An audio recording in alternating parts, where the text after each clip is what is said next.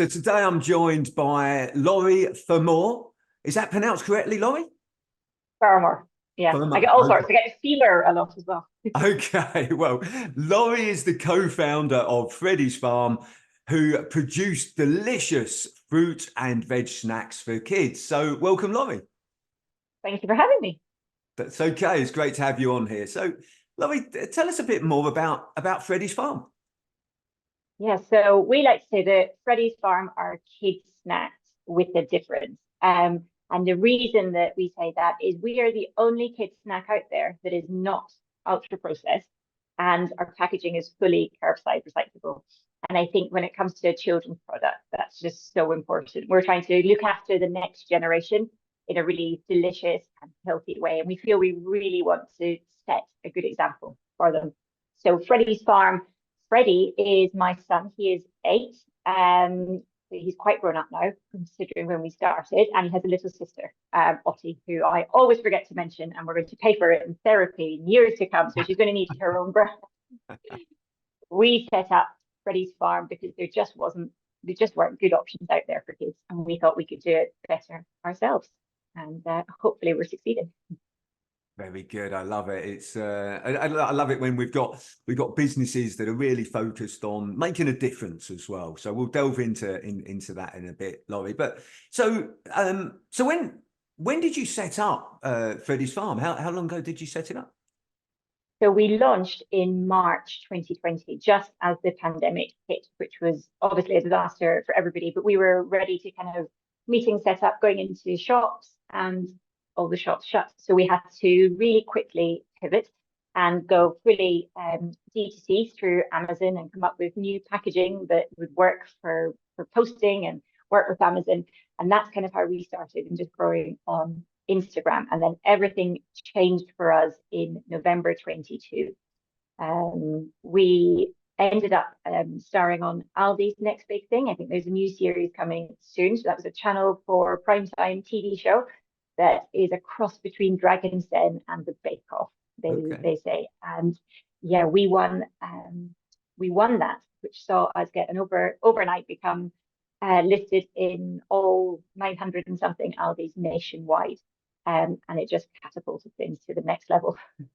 Fantastic. So, so two things happened there. So, one, you've had the challenge of starting a business just before COVID, and then the great opportunity that's come out of that. So, but let's just take, before we go into those things, what inspired you to start this business, Laurie? Because I know, obviously you've explained that these are healthy snacks for kids, but what inspired you to start out?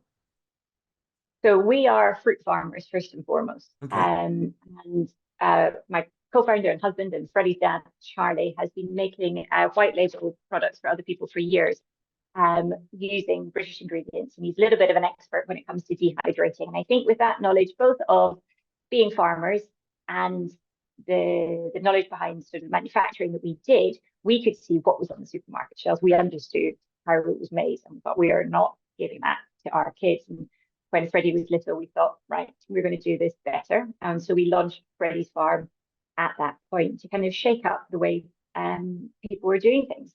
We were banging on about ultra processed food years ago, before it was popular and well, not trendy. I mean, it is the way we should all be eating, and we're just so pleased to see that messaging come to the forefront. So we wanted to use British produce. We use as much as possible from our farm, but thankfully we're growing quickly, so we're having to rely on neighbouring farmers as well. It all comes from Kent.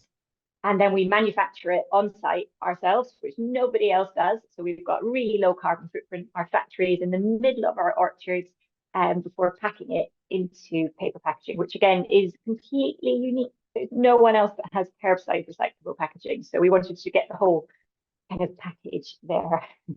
I love it. I love it. And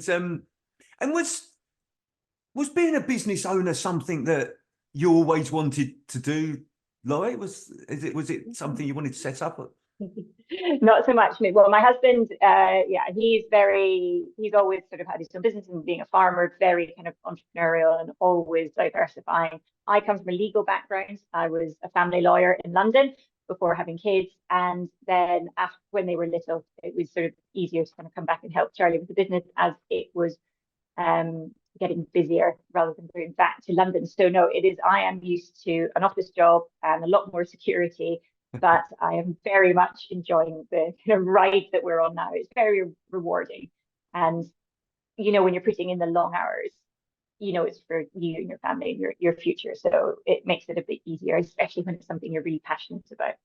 Yeah, no, absolutely. And look, that's great, because not everybody is not everybody sets out to start, you know, to be a business owner. It's often as you described there, that something changes, you know, like that they, like as you sort of said there, actually you've spotted this opportunity, or you wanted to change things, or people think I can do this better, or they want to create a better life for their family, whatever it may be. But there's, you know, something changes, and right, okay, I'm going to be this business owner. So you mentioned there about the ride that you're on. So let's go back to setting up just before COVID. Now, let's focus on the positive things of that. And I know it's obviously it was a very difficult and challenging environment, but what did you learn from that time? Because you mentioned you had to pivot, but what did you learn through going through that time? I know it was really, really invaluable actually. And I think launching onto Amazon and sort of direct to consumer was the best thing for us, because we were getting really quick feedback from customers, which allowed us to really refine, I mean, not the manufacturing, it's not a refined process, but refine the flavors and know exactly what our customers wanted. So by the time we were then ready to take it to the next level, to get into retail, we were really confident with the product that we've got, because we've been working with all of our tiny customers that and kids don't lie. If they don't like something, they tell you. So it's very good feedback. I think some of our friends will be like, oh, it's lovely, but that's not helpful. You need to tell us what's wrong with it. And the children always tell you what's wrong with it. Yeah. So yeah, that really, really helped to get the product shelf ready and perfect for launching into retail. So it was a really invaluable time, and it was a stressful time, but looking back on it, it was exactly the right route for us. Yeah, it's funny. It's funny how things sort of can change, then, you know, adapt, and it opens our you know, eyes to different things, being in that sort of different and very challenging environment. So let's fast forward then to the, you know, the what you won. So again, how did that change things for you? Because, you know, that you must have, well, you said there you saw substantial growth from that platform. How did you cope with that? Yeah, it was a lot. I mean, our website crashed instantly, and we were lucky to have Amazon sort of as a backup there. But we were so lucky because our products were going to be available the next day in Aldi stores the morning after our episode aired. And for a small business, it was sort of like winning the lottery. We would never have been able to afford to be on Channel 4 for an hour at 9 p.m. So it was just remarkable. And to be able to tell our story to people, I think is just really important. And people, I think, appreciate perhaps that we are also busy parents. We get it. We know what it's like to feed kids. We're not just a faceless company. We've got two little children, busy jobs. So we know what they need, which was great. So that really sort of changed everything. But it was a lot happening at once. And then off the back of that, Tesco approached us, which was amazing. Wow. And we then launched in Tesco in September last year, 23, which would never have happened had we not had the experience with Aldi. Yeah. Okay. So a great sort of platform to build off on. And look, I often, you know, I've experienced this. Well, before I started sort of coaching in my finance background, but also whilst I'm in sort of coaching now, that people that can have very successful products and services and then see that substantial growth can cause real challenges. Sort of, you know, it could be production challenges, delivery challenges, finance sort of challenges. What particular challenges did you find during that time of growth? We struggled to keep up with sort of production because we manufacture ourselves, but what has taught us is huge efficiencies in our factory. Actually, had it not been for those huge struggles, and I remember Charlie being at his wit's end in the factory, and now an order that at that time was just unimaginable and how we were going to cope. You can do it in a couple of days, no problem. So it's really, we kind of had to learn, but very, very quickly. But it's really helped the business and made it a lot sort of more profitable and a lot more efficient than we ever would have been had we not had that huge challenge, which at the time was awful, but it's taught us so many lessons. Yeah, and I think this is great because you've had these challenges times, but you've learned from them and come out the other side, as you said, they're a lot more sort of efficient, a lot more sort of awareness of these sort of things. So so when because growth often goes in sort of steps, so you sort of trickle up and then something else happens and it goes up again. But you've learned from those experiences now how when that next step comes, that what needs to happen and what you need to do. So I think with any opportunity, any good opportunity comes a huge challenge as well. yeah. Anytime something great happens, we're like, hurrah, but also, oh God. but you now know that with those oh God moments that you're learning something and it's taking you to that next step, Yeah. which is so important. Yeah, there's a great phrase that that I love, which is what got you here won't get you there. So what Yeah. you know now got you to where you are now, but it may not be enough to get you to where you want to get to. There's more things to learn and understand. And I'm going to touch on that in a second, actually. But there's one thing that I wanted to pick up on that you said just now, which was, this is very much a family business. It's you, your husband, you've got, your two children. How do you balance that? How do you balance your personal life and the demands of running a business? Well, I mean, I think it's like any business as well. I mean, you will have struggles as well. I imagine being a father and raising children too. Yeah. Mine are now at school, so it's a little bit easier. It's tricky, obviously, being married and running a business, but it just means we're very sort of efficient with our time. And when we're sitting down having dinner, it quickly becomes a business meeting, or we're out for a walk, and we can just address those few issues that maybe in a larger company would take a lot longer to get done by the time we've scheduled the meeting. So we're very quick at scheduling meetings. But no, and I think it's important as well for the children to see us sort of working hard and what goes into it. I hope it sets a good example for them that hard work does pay off, and hopefully it pays off. Yeah, well, no, it's certainly paying off to date. So, and how do you find because I've seen that when I speak to business owners, they generally do one of two things when they've got a family. One is to completely separate the two. Okay, that's business, that's work. When I leave business, I'm at home. We don't discuss, when I'm at home, we don't discuss work, and it's very separate. And the other one is to actually bring it all together and to actually, to get the children involved and learning. And so, correct me if I'm wrong, it sounds as though the second one is the route that you've gone down. It's very much a family business, everybody involved. It's very much openly discussed. Have I understood that correctly? Yeah, it is. Obviously, it's important for the children to have our undivided attention, which they do have at meal times. We're obviously very, very present. But sometimes they have to come get their hair nets on and come into the factory and get stuck in, which I think they love it. They absolutely love it. They're our best tasters, they're tasters in chief, and they do love getting involved. But yeah, it's part of their life, and especially with our son. I mean, he's got his name on the front of it, so it's good that he understands what's going on. Absolutely. And I guess, look, that's generally because you say you've got a fruit farm anyway. That generally with the farming, it is very much a family thing, isn't it? It's a lifestyle thing. And okay, so look, one of the things that I touched on just now was this bit about the continued learning, and I saw that you'd applied for is it the Goldman Sachs 10,000 sort of businesses, UK businesses. So, which for those people sort of watching this, it's a program run by them to help sort of businesses and to teach them how to grow, etc. So, what made you apply for that, Laurie?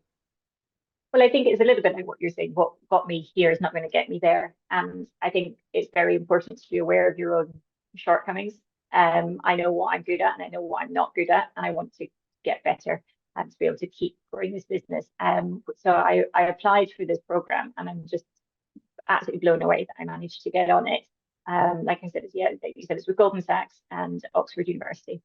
I've just started last week. So I've been doing all my homework. There's about 10 hours of work a week, which is tricky then to fit in with running the business and just generally life. But I think it's going to be absolutely invaluable. And they've described it very much as it's sort of like a mini MBA, but rather than learning about a company, it's your company. It's your accounts that they're looking at. They're doing it with you to kind of get you to that next level. And it's very tailored to your own business. And yeah, I think it's going to really transform the business and give me that confidence that I need, because this isn't my background.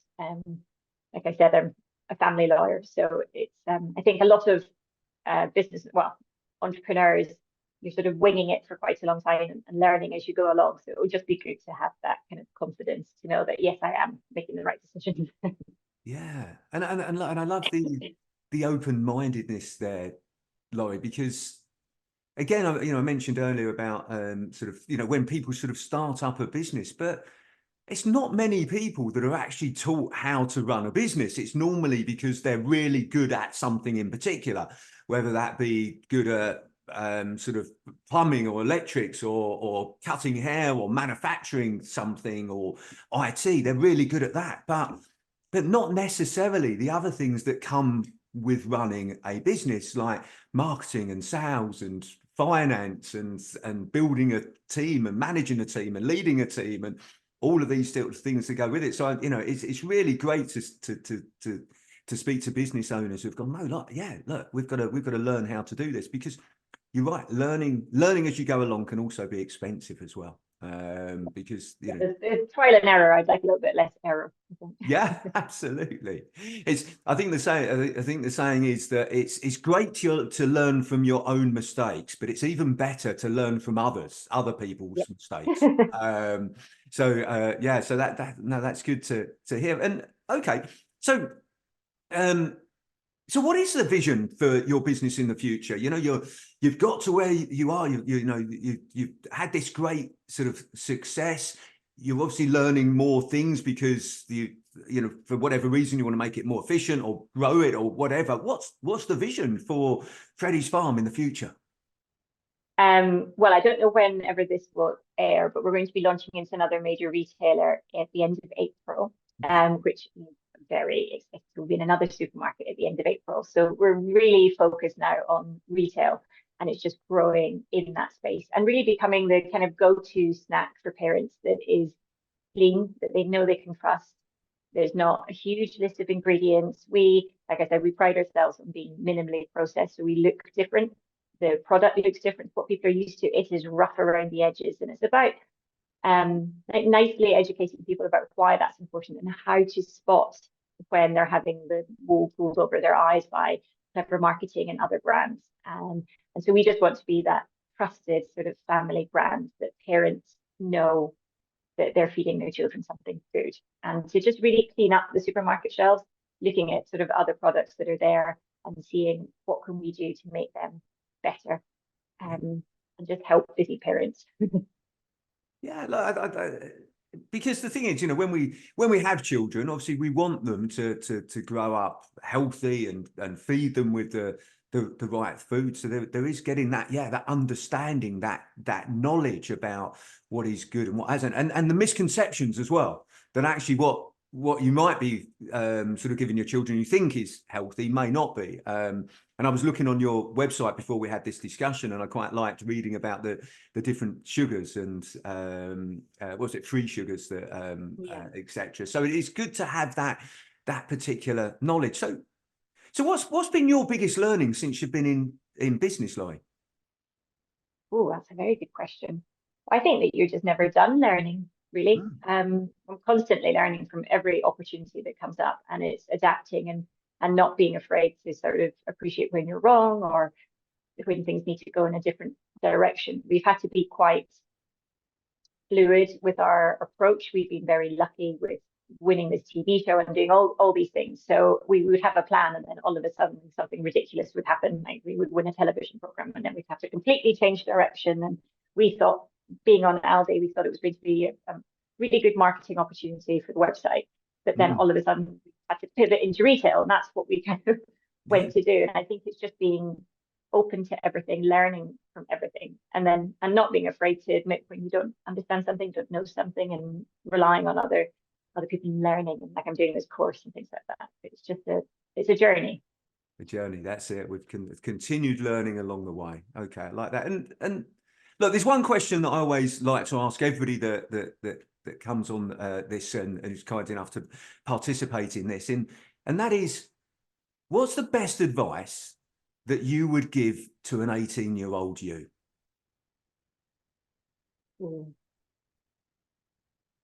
What is the best advice for 18-year-old me? I think I always thought I had to do things the traditional way. I didn't have a gap year, went to a good university, did my law degree, was a lawyer, and I wasn't very happy with it, but I just kind of thought that's what you did. And I didn't actually realize that you can actually do, not that obviously lots of people appreciate and enjoy being lawyers and are very passionate, and I did enjoy it very much, but you've got to do something that you're really passionate about. And that, I think, is when you will thrive. And just to be open to whatever those ideas are, and to follow your passions to an extent, because they will make you happy. Yeah, what a great piece of advice there. Sort of follow your passion, find out your passion.